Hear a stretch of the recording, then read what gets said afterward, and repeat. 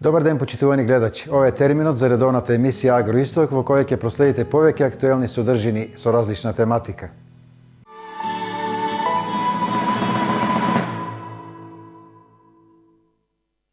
Проект од град во село за нов почеток го најави Никола Груевски. Преку него се нуди помош за граѓаните кои ќе донесат одлука од град да се преселат на село, без разлика дали порано направиле емиграција од село во град. Оваа мерка може да ја искористат лица кои претходно живееле во село, а сега се преселиле во град и се уште имаат имот во село каде живееле. Мерката може да ја искористат и оние кои мигрирале, а немаат куќа во село. Исто така, мерката им е на располагање на лицата кои живеат во град и се невработени или пак вработени, но со многу ниски примања, а лица чии вкупни месечни примања на целото семејство не ја надминуваат просечната бруто плата од 32.000 денари, односно нето плата од 21.000.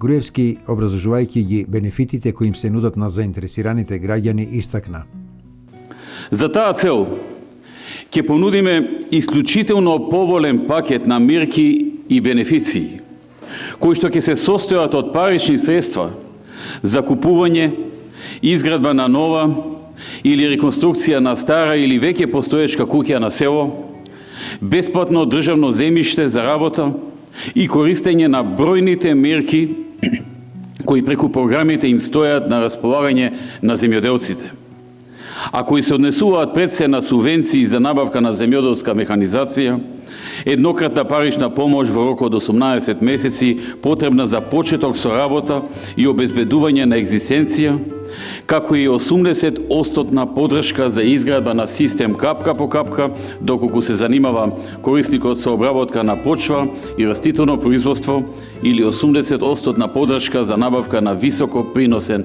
добиток, изградба на бунари, како и можност за бесплатни пасишта. Понатаму, субвенционирање на трошокот за купување или реновирање или градба на куќа до најмногу 6.000 евра. Се предвидува и доделување на еднократна месечна субвенција, односно парична помош за почеток за прилагодување кон животот на село во висина од 15.000 денари месечно, во тек од 18 месеци или вкупно 270.000 денари.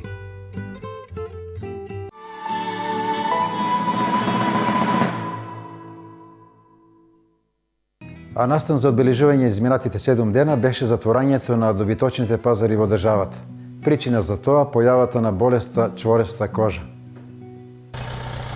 Заради превентива од болеста чвореста кожа кај добитокот, Агенцијата за храна и ветеринарство го затвори добиточниот пазар во Облешево.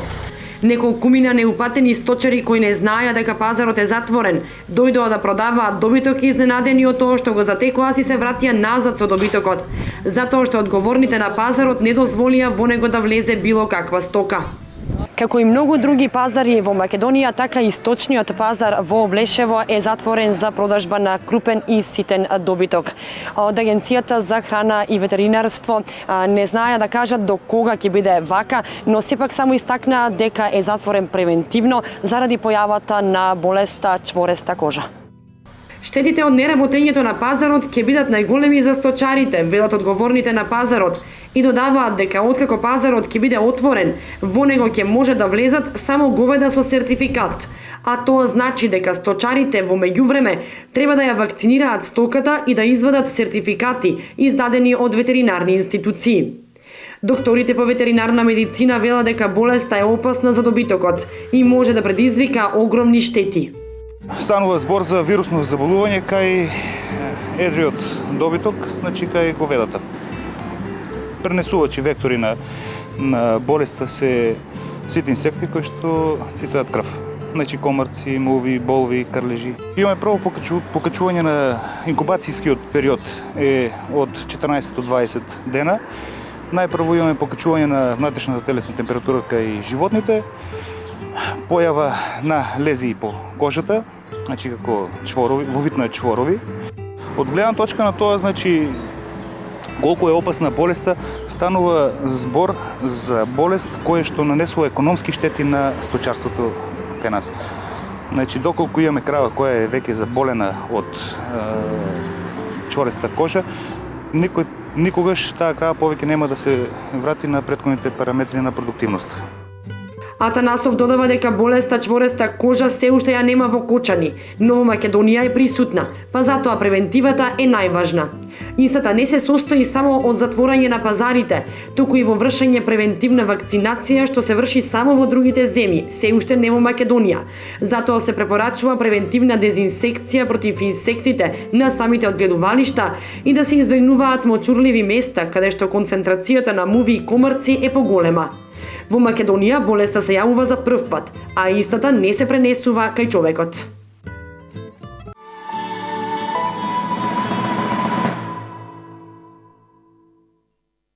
А во следниот прилог говориме како од сламата која ја палиме и уништуваме да се направи висококалорична добиточна храна со која се зголемува млечноста кај добитокот.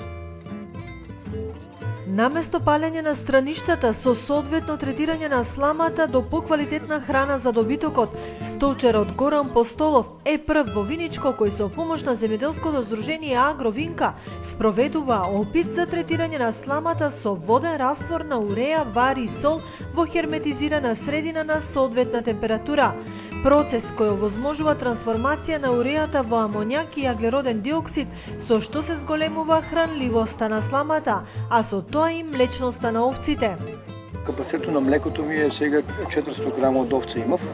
Со овој опит што го сега направивме со сламата, просто сламата ја користев само за постилка, а сега ја користиме за исхрана и сега моментално приходот ми се доваѓа до 600 грама од овца.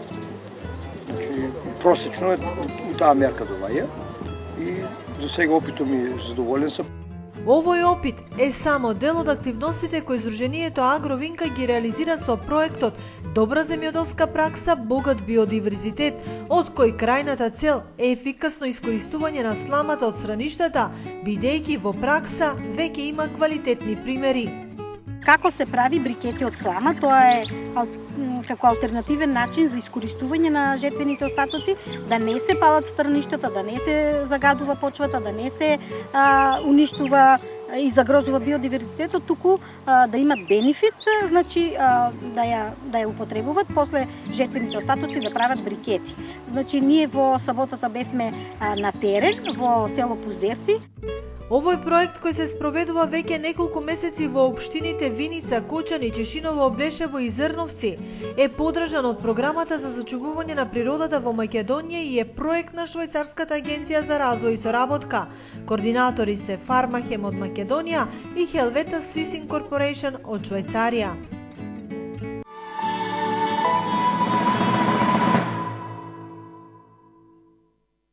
Во наредните неколку прилози повторно говориме за пчеларството. Деновиве во организација на Сдруженијето за органско производство Аронија се реализираше проект со учество на наши пчелари од повеќе европски земји.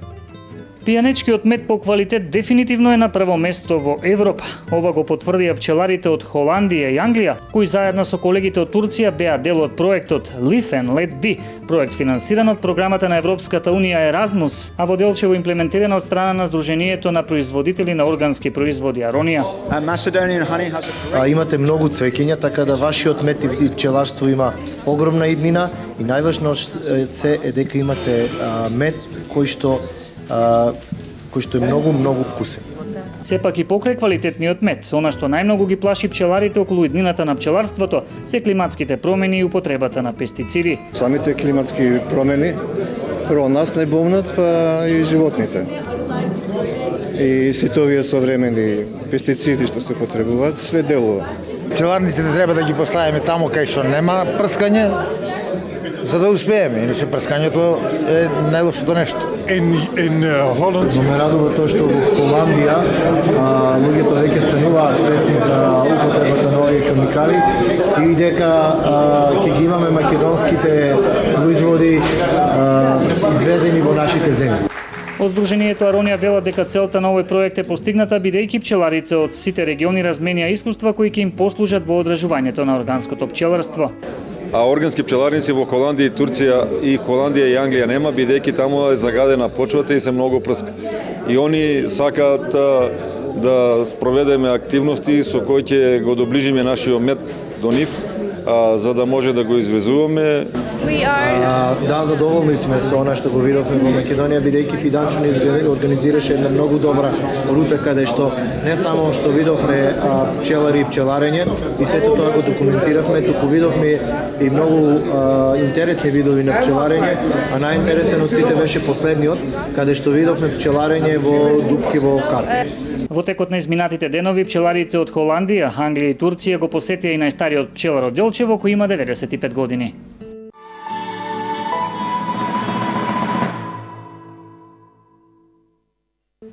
Во рамките на престојот во Македонија, пчеларите од споменатите земји имаа можност одблиско да се запознаат со органското пчеларење преку поставување на бртви за ловење на пчелни роеви во селото Доброшани кај Штип. На целта на нашата посета овде е, заедно со тимот кој што го имаме од Холандија, Велика Британија и Турција, да направиме, да го документираме пчеларството во Македонија и да размениме што подобри идеи помеѓу себе за воопшто за пчеларството.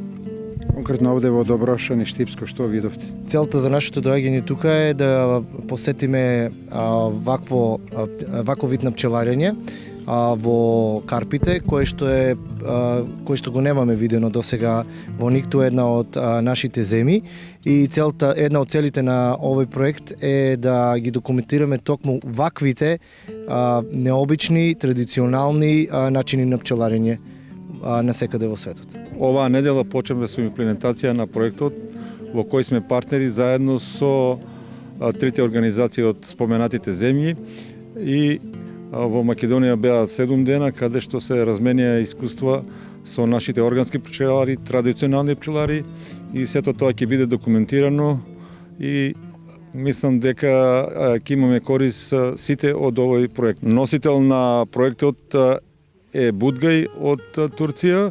Ние сме партнери, а проектот е финансиран од програмата Erasmus Plus за акција К2 стратешко партнерство. На кое ниво е пчеларството во Турција наспроти ова на нашето овде во Македонија? Една од разликите кои што можев да ја забележам помеѓу пчеларењето во Македонија и во Турција е тоа што пчеларењето во Турција се базира на така наречено преселувачко пчеларење, односно пчелите се местат од едно место на друго во зависност од климатските услови и местото каде што се наоѓаат тука, додека во Македонија се забележува дека пчелите и пчелните семејства се фиксирани на едно место, што е многу подобро од колку другото. Македонија има поголеми придобивки од тоа што има повеќе рурални места каде што не се користат многу хемикалиите и пестицидите за третман на земјоделството, додека во Турција тоа зема се поголем замав, така зашто веќе имаме првите проблеми со тие нешта. Дали перспективата е во органското производство? Негова желба е во иднина органското пчеларење да земе се поголем замав и да биде многу позастапено од конвенционалното, но како што стојат работите сега за сега, конвенционалното е оно кое што преовладува над органското. Она што можев да го забележам е тоа што, бидејќи македонската пчела, а не е пчела која што се пренесува од едно на друго место, е пчела која што во исто време е многу мирна и многу здрава и многу медоносна, така што мислам дека пчеларството во Македонија треба да се потпира и да биде во насока на очувување на овој вид на пчела. Благодарам. Се повеќе и повеќе конвенционалното пчеларство преовладува во светот, затоа треба да му дадеме поддршка на органското производство и што повеќе да се промовира тоа, бидејќи со мешањето и со конвенционалното и третманот во конвенционалното пчеларење можеме да дојдеме до губење на пчелите.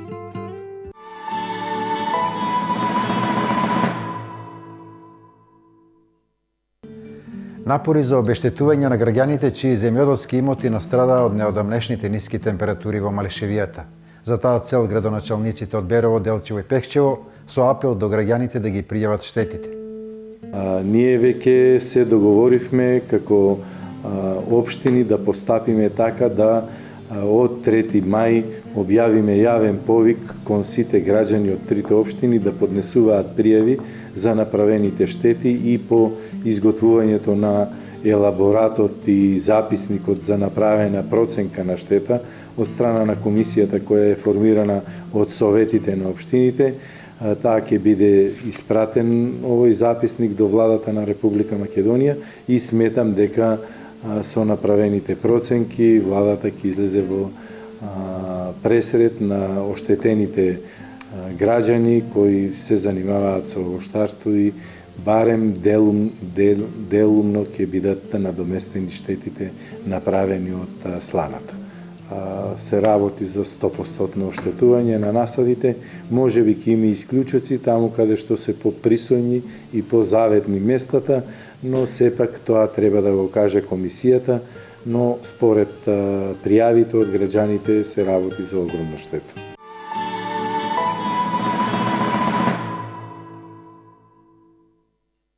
Пред крајот на емисијата ви ја представуваме Агенцијата за поттикнување на земјоделското производство во Кочани.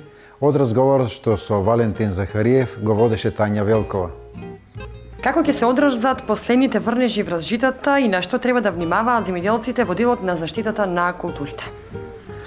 Да, значи со оглед на тоа што имавме подолг период на суша, немавме врнежи, се јавија одредени проблеми кај житните култури, поточно повеќе кај пченицата, бидејќи таа е позахтевна за влага од јачменот. Јачменот е така поиздржлив, но сепак бидејќи долг период немавме дождови, ова е навистина добар период што овие денови што имаме вакви врнежи и ќе видат житата доста подигнати, освежени, така што верувам земјоделците, производителите на житни култури ќе бидат доста задоволни од овој дождлив период. Тие треба да внимаваат да вршат редовни контроли на своите посеви, бидејќи овој период е период во кој што може да се забележи појава на некои штетници во житата, како што е житната пијавица, лемата, исто така и црниот житарец, забрусот, кој што редовно секоја година знаат да направат проблеми, така што земјоделците треба да бидат подготвени на време за да пристапат кон заштита со одредени видови на инсектициди, за да си ги заштитат своите посеби. Исто така, во делот на градинарските култури треба да внимаваат сега по нашите одења на терен, забележавме појава на компировата златица. Значи, посевите со компир се нападнати од овој инсект кој што предизвикуваат големи штети, така што и сега треба да се пристапи кон заштита на посевите со компир. Од друга страна, знаеме дека е во ек сидбата на оризот. Нашите земјоделци интензивно се на своите ниви, како што доаѓа водата, така сидбата продолжува. Сидбата на пченката исто така е во полнек, значи една навистина голема работа имаат земјоделците во овој период. Земјоделците многу добро си ја знаат својата работа, единствено значи треба да обратат внимание. Наша препорака е значи да користат кај пченката хибриди со пократка вегетација за да се избегнат оние сушни периоди, во зависност од тоа на кого каков хибрид му одговара, ќе си избере. Значи исто така кај оризот земјоделците во последно време значи ги користат турските сорти, но сепак има одредени и други сорти италијански кои како што се ониче, опале, рома, така што во зависност од пазарот ќе изберат која сорта најмногу ќе им одговара. Кои активности се во тек во Агенцијата за земјоделство во однос на мерките од програмите? Да, значи во изминатиот период од неколку месеци ние имавме доста голема работа во врска со програмите кои што ги нуди Министерството. Тоа е програмата за рурален развој, која што ја имаше во неколку мерки. И можам да кажам дека оваа година имаше голем одзив кај земјоделците. Некаде имаме вкупно по 4 мерки кои што беа од програмата, да ги набројам мерките, значи беа за набавка на механизација. Потоа имаше една мерка за млад земјоделец, каде што процентот на враќање на средствата беше до 100%. Под млад земјоделец се подразбира, значи, оние сите земјоделци кои што се до 40 години, од 18 до 40 години. Потоа имаше една мерка за враќање на вложените средства од ново подигнати насади и уште една мерка за набавка на пчелни матици и пчеларска опрема. Значи, по сите овие мерки имавме некаде околу 140 барања, што е навистина добра бројка, досега најголема. И сега се во тек разгледувањата на овие програми, имаме информации дека веќе се разгледуваат програмите, тоест барањата по програмата за набавка на механизација и се очекува некаде од прилика за еден месец земјоделците бидат информирани кои имаат добиено за да си обезбедат потребната механизација што ја бараат. Исто така се планира во отприлика некаде можеби јуни месец да излезе новиот оглас од ИПАРД програмата, кој што исто така опфаќа набавка на механизација, која што ги покрива секторите лозарово штарство, градинарство и сточарство. Значи, секој оној кој што ќе се најде во овие неколку сектори може повторно да си поднесе барање за набавка на механизација или на било каква опрема која што ќе му биде потребна. Од друга страна, пред неколку дена ни заврши еден проект за информирање на земјоделците, ние го нарекувме 1000 села на ниво на цела Македонија. Ние овде во нашиот регион ги поминавме нашите села, ги информиравме земјоделците за осигурување во земјоделството, значи да си ги осигурат своите посеви.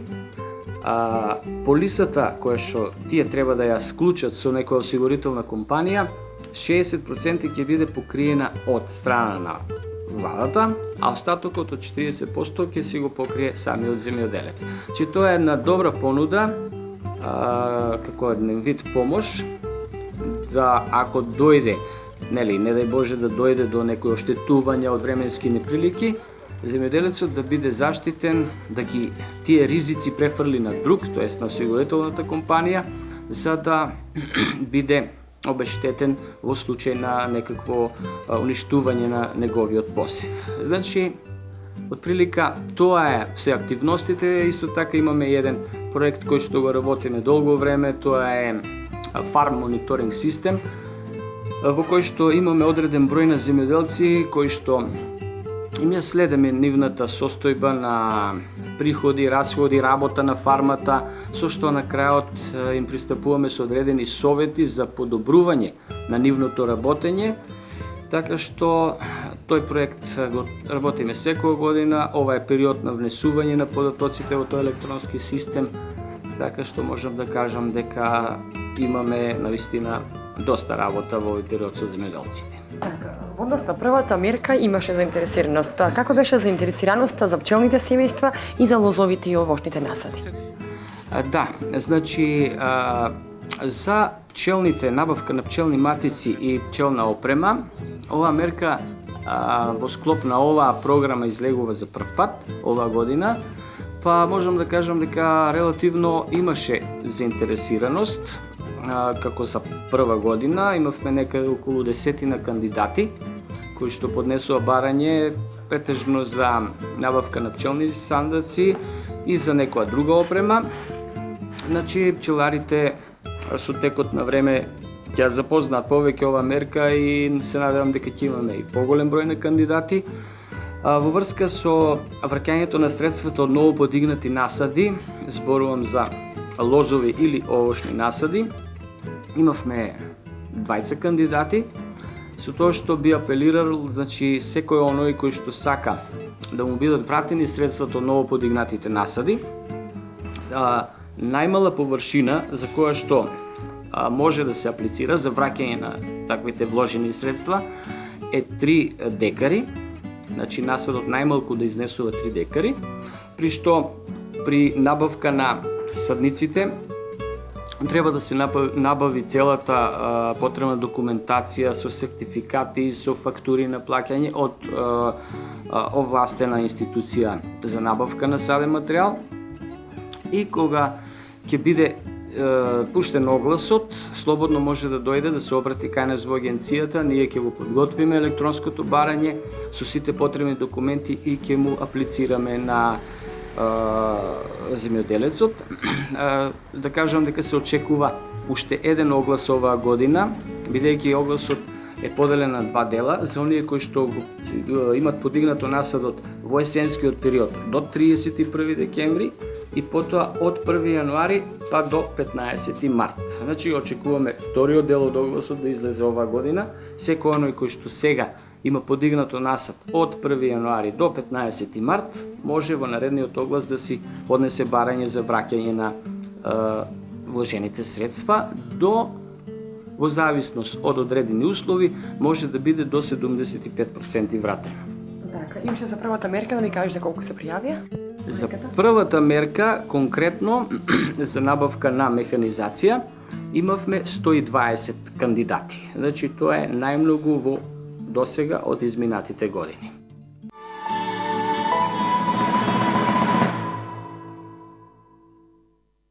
Тука е крајот и на денешното 35-то издание на Агроисток. Доколку успеавме да ве задржиме со подготвените прилози, ве покануваме повторно за 7 дена на истата фреквенција.